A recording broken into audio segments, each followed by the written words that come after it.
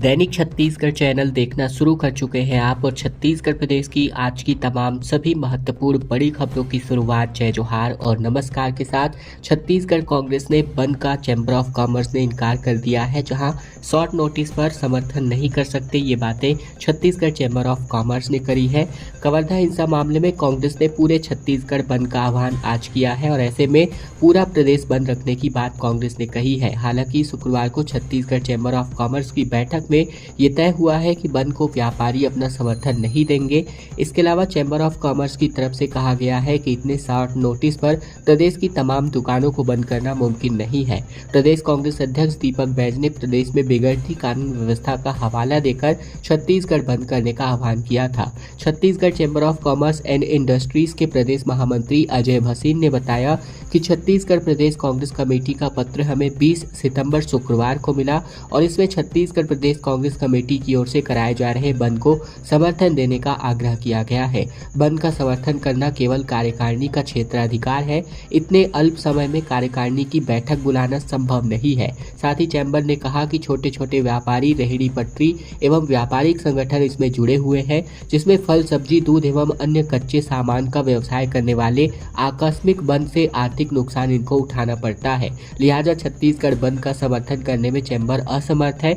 बंद को लेकर हुई बैठक में चैम्बर प्रदेश अध्यक्ष अमर पारवानी, कोषाध्यक्ष उत्तम चंद गोलछा और समेत तमाम बड़े पदाधिकारी यहां मौजूद रहे। छत्तीसगढ़ में अधिकारियों और कर्मचारियों का एक दिवसीय हड़ताल 27 सितंबर को 4 सूत्री मांगों को सरकार के समक्ष रखने से लेकर इसकी शुरुआत होगी। छत्तीसगढ़ कर्मचारी संघ 27 सितंबर को एक दिवसीय हड़ताल पर है। इस दौरान प्रदेश के हजारों कर्मचारी अधिकारी अपने हड़ताल में शामिल होंगे। राज्य कर्मचारियों को 4 सूत्री प्रमुख मांगों को लेकर सरकार का ध्यान आकर्षण करेंगे। मांगे पूरी नहीं होने पर अनिश्चितकालीन हड़ताल की चेतावनी दी गई है। दरअसल राज्य कर्मचारी संघ अपने 4 सूत्री मांगों को लेकर 27 सितंबर से एक दिवसीय हड़ताल पर है, जहां छत्तीसगढ़ कर्मचारी अधिकारी फेडरेशन के बैनर तले ये प्रदर्शन होगा। इस प्रदर्शन के दौरान कर्मचारी संघ अपनी प्रमुख मांगों को सरकार के सामने रखेंगे। मांगे पूरी नहीं होने पर अनिश्चितकालीन हड़ताल पर जाने की चेतावनी दी गई है। राज्य कर्मचारी संघ हड़ताल के दौरान अपनी प्रमुख मांगों पर जैसे जुलाई 2019 से लंबित महंगाई भत्ता के एरियर्स राशि दिए जाने, 4 स्तरीय वेतनमान के साथ ही केंद्र के समान गृह भाड़ा भत्ता और अर्जित अवकाश नकदीकरण 240 दिन के स्थान पर 300 दिन दिए जाने की मांग को लेकर सरकार के सामने अपना पक्ष रखेंगे। नगरीय निकाय और पंचायत चुनाव पर बैठक हुई, जिस पर निर्वाचन आयुक्त ने कहा कि मतदाता सूची की शुद्धता ही चुनाव की पारदर्शिता और निष्पक्षता का आधार है। दरअसल छत्तीसगढ़ के राज्य निर्वाचन आयुक्त अजय सिंह ने स्थानीय निकायों के निर्वाचन के लिए निर्वाचक नामावली प्रेक्षकों की ब्रीफिंग में कहा कि मतदाता सूची की शुद्धता ही चुनाव की पारदर्शिता और निष्पक्षता का आधार है। उन्होंने कहा कि राज्य निर्वाचन आयोग द्वारा निर्वाचन नामावली को शुद्ध और त्रुटि रहित बनाने के लिए विशेष ब्रीफिंग का आयोजन किया गया है, जिसमें मुख्य उद्देश्य नामावली में संभावित त्रुटियों को दूर करना और सभी योग्य मतदाताओं के नाम सूची में दर्ज करना है, ताकि चुनाव निष्पक्ष और पारदर्शी रूप से आयोजित हो सके। आयुक्त अजय सिंह ने निर्धारित समय सीमा में मतदाता सूची शुद्ध और त्रुटि रहित बनाने का निर्देश जारी किया, जिसके लिए काम अभी किया जा रहा है, सर्वे का काम। इसके अलावा मतदाता सूची सर्वे का काम जो है अब अंतिम चरणों में है। इसके अलावा साथ ही आयोग के सचिव डॉक्टर सर्वेश्वर नरेंद्र भूरे ने कहा कि जिला स्तर पर किसी भी प्रकार की समस्या आने पर राज्य निर्वाचन आयोग से संपर्क करके समाधान लिया जा सकता है। छत्तीसगढ़ के नवा रायपुर में दिसंबर माह से रेल सुविधा की शुरुआत हो सकती है, जहां छत्तीसगढ़ का पहला शॉपिंग कॉम्प्लेक्स वाला स्टेशन सीबीडी बनकर तैयार हो चुका है। छत्तीसगढ़ के नवा रायपुर में इस साल के अंत तक दिसंबर तक यात्रियों को ट्रेन की सुविधा मिल सकती है और इसके लिए सेंट्रल बिजनेस डिस्ट्रिक्ट एरिया यानी सीबीडी रेलवे स्टेशन बनकर तैयार हो चुका है। ये छत्तीसगढ़ का पहला रेलवे स्टेशन है जिसमें शॉपिंग कॉम्प्लेक्स बनाया गया है, यानी स्टेशन के ऊपरी हिस्से में बाजार सजेगा और नीचे पटरियों पर ट्रेनें दौड़ेंगी। स्टेशन का उद्घाटन केंद्रीय गृह मंत्री अमित शाह कर चुके हैं। एनआरडीए और रेलवे के बीच एमओयू होगा और इसके बाद ट्रेन का परिचालन शुरू हो जाएगा। साथ ही बात करें तो यहाँ पर जो है 75 करोड़ की लागत से आधुनिक सुविधाएं बनकर इसमें तैयार हो चुकी है। इस स्टेशन के आसपास तकरीबन 5.5 किलोमीटर में स्मार्ट सड़क, दूसरे इंफ्रास्ट्रक्चर तकरीबन 35 करोड़ की लागत से तैयार किए गए हैं। इसके अलावा 100 बस, 148 कार, टैक्सी और लगभग 250 दोपहिया गाड़ियों की पार्किंग की सुविधा तकरीबन 24 करोड़ की लागत से डेवलप की गई है। साथ ही बात करें तो नवा रायपुर में सीबीडी के अलावा नवा रायपुर विकास प्राधिकरण के 4 रेलवे स्टेशन और निर्माण होने हैं। सीता नदी टाइगर रिजर्व में जो है भू विस्थापितों का कहना है कि गोली खाना मंजूर है, लेकिन अपना जंगल हम नहीं छोड़ेंगे।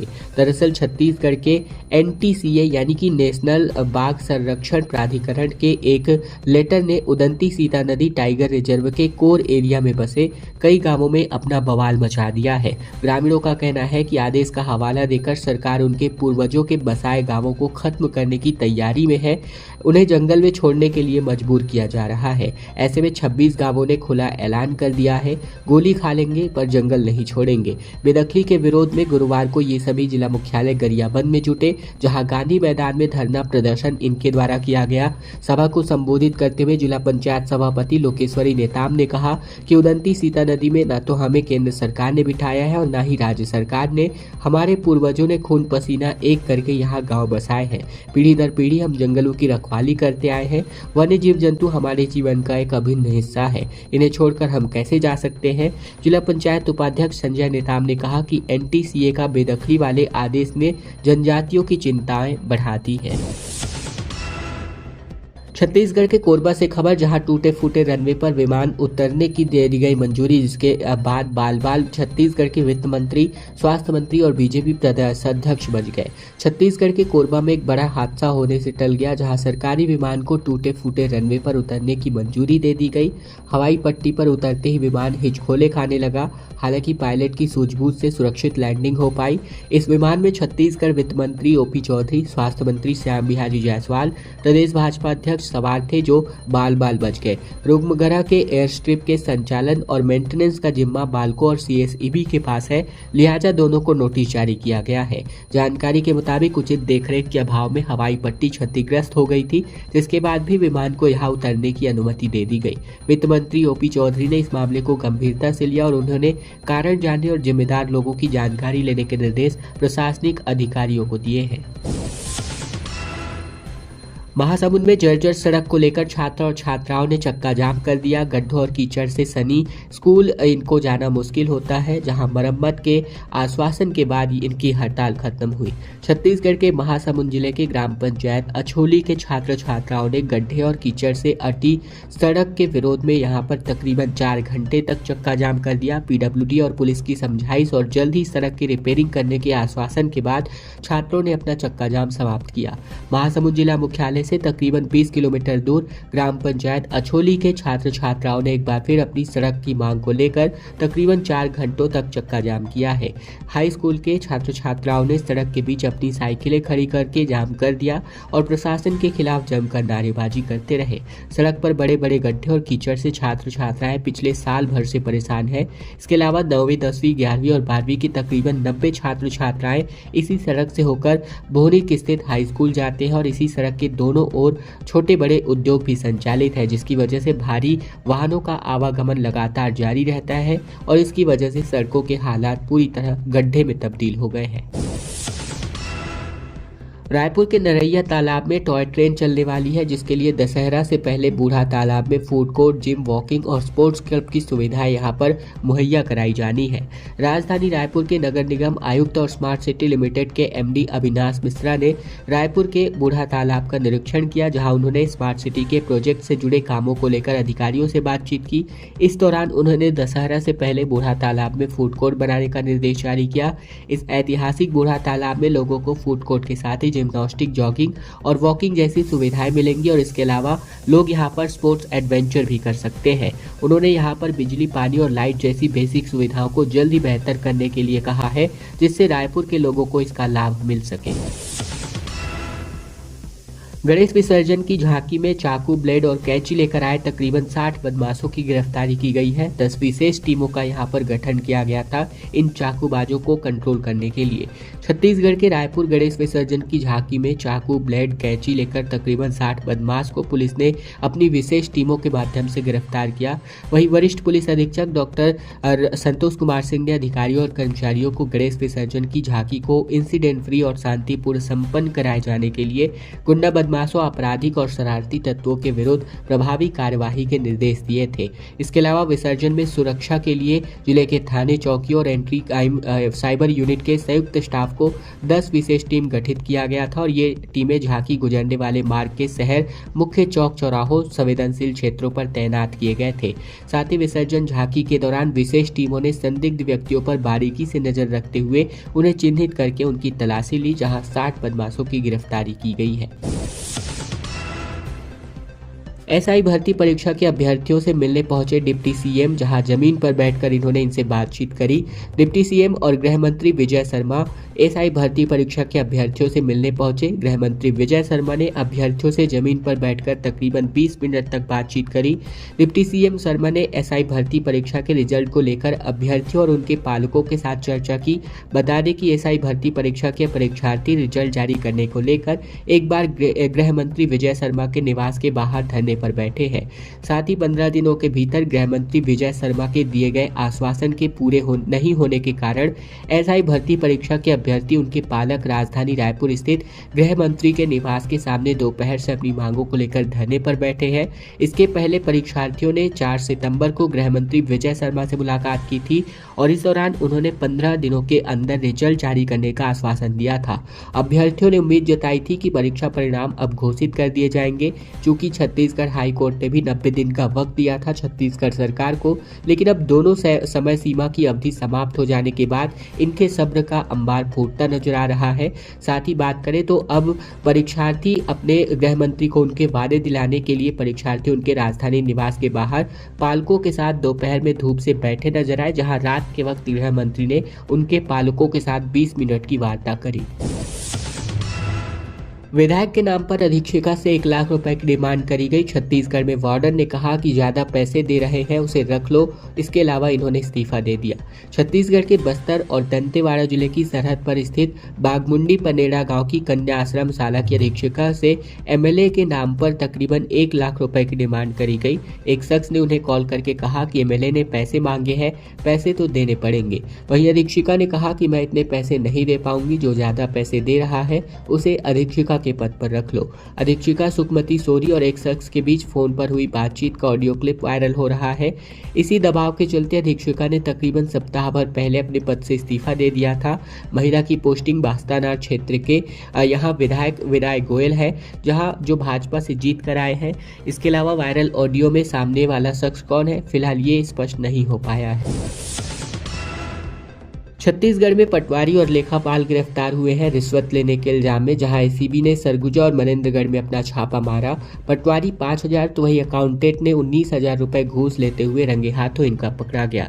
छत्तीसगढ़ के सरगुजा जिले के एसीबी की टीम ने जिले के भिट्टी कला में और साथ ही मनेन्द्रगढ़ जनपद में लेखापाल को रिश्वत लेते रंगे हाथों गिरफ्तार किया। सरगुजा में पटवारी बीरेन्द्र पांडे को 5,000 रुपए, जबकि मनेन्द्रगढ़ जनपद के लेखापाल सत्येंद्र मिश्रा को एक सरपंच ने तकरीबन 19,000 रुपए रिश्वत दिया, जिसके बाद दोनों मामलों में एसीबी ने तकरीबन धारा 7 के अंतर्गत भ्रष्टाचार निवारण अधिनियम के अंतर्गत कार्यवाही करी। जानकारी के मुताबिक सरगुजा जिले के भिट्टी कला के पटवारी बीरेन्द्र नाथ पांडे ने शिकायतकर्ता से फौती चढ़ाने 5,000 रुपए रिश्वत की डिमांड करी थी। इसके अलावा भिट्टी कला के डोमन राम राजवाड़े ने पटवारी बीरेन्द्र नाथ के पांडे के द्वारा फौती चढ़ाने के लिए रिश्वत मांगे जाने की शिकायत एसीबी से करी गई थी। साथ ही एसीबी की टीम बीते दिन भिट्टी कला पहुंची और शिकायतकर्ता को केमिकल लगा नोट देकर के भेजा गया, जिसके बाद ये कार्यवाही हुई। साथ ही जनपद का लेखापाल 19,000 रुपए का रिश्वत लेते हुए गिरफ्तार हुआ है। राज्य में गठित किए गए 5 विकास प्राधिकरणों के संशोधन को मंजूरी मिल चुकी है, जहां साय कैबिनेट में फैसले किए गए हैं। छत्तीसगढ़ के मुख्यमंत्री विष्णुदेव साय की अध्यक्षता में मंत्रालय महानदी भवन में आयोजित किए गए कैबिनेट की बैठक में निर्णय लिए गए कि मंत्रिपरिषद की बैठक में छत्तीसगढ़ राज्य ग्रामीण एवं अन्य पिछड़ा वर्ग विकास प्राधिकरण, सरगुजा क्षेत्र आदिवासी विकास प्राधिकरण, अनुसूचित जाति विकास प्राधिकरण, साथ ही मध्य क्षेत्र आदिवासी विकास प्राधिकरण, साथ ही बस्तर क्षेत्र आदिवासी विकास प्राधिकरण के पुनर्गठन आदेश में संशोधन के प्रस्ताव का अनुमोदन यहां पर किया गया है। बीते दिन की राज्य मंत्रिमंडल कैबिनेट मीटिंग में राज्य में गठित 5 विकास प्राधिकरणों के पुनर्गठन आदेश में आंशिक रूप से संशोधन की मंजूरी दी गई है। इसके अलावा बात करें तो इसमें जो है छत्तीसगढ़ राज्य के ग्रामीण एवं अन्य पिछड़ा वर्ग विकास प्राधिकरण के पुनर्गठन आदेश में संशोधन को मंत्रिमंडल ने अपनी मंजूरी दे दी है और इसके अंतर्गत मुख्यमंत्री प्राधिकरण के अध्यक्ष एवं क्षेत्र के विधायक उपाध्यक्ष होंगे। साथ ही यहां पर सरगुजा क्षेत्र के आदिवासी विकास प्राधिकरण के पुनर्गठन आदेश में भी संशोधन हुआ है। इसके अलावा तमाम जो यहां पर प्राधिकरण है 5 संभागों के, इनमें आंशिक संशोधन के तौर पर पदों में बदलाव किए गए हैं। छत्तीसगढ़ के पीएचई विभाग में 181 पदों पर भर्ती को लेकर के अब रास्ता खुल गया है, जहां पीएचई विभाग इंजीनियर्स की भर्ती करेगा। पीएचई विभाग में इंजीनियर्स समेत तमाम अन्य पदों पर भर्ती के लिए वित्त विभाग को स्वीकृति देने के निर्देश दिए गए थे, जिसकी स्वीकृति के बाद अब 181 पदों पर भर्ती का रास्ता साफ हो चुका है। मुख्यमंत्री साय ने कहा कि यह भर्ती न केवल विभाग की कार्यक्षमता को बढ़ाएगी, बल्कि नागरिक सेवाओं में सुधार और योजनाओं को निर्धारित समय में पूरा करने में सहायक सिद्ध होगी। लोक स्वास्थ्य यांत्रिकी विभाग में इंजीनियर समेत अन्य पदों पर भर्ती को मंजूरी मिली है और इस फैसले से 181 रिक्त पदों पर भर्ती का रास्ता साफ हो गया है। विभाग की ओर से कहा गया है कि नई भर्ती से विभाग के कामकाज की गुणवत्ता के साथ ही सुधार के साथ साथ पेयजल व्यवस्था में भी बेहतर इंतजामात होंगे।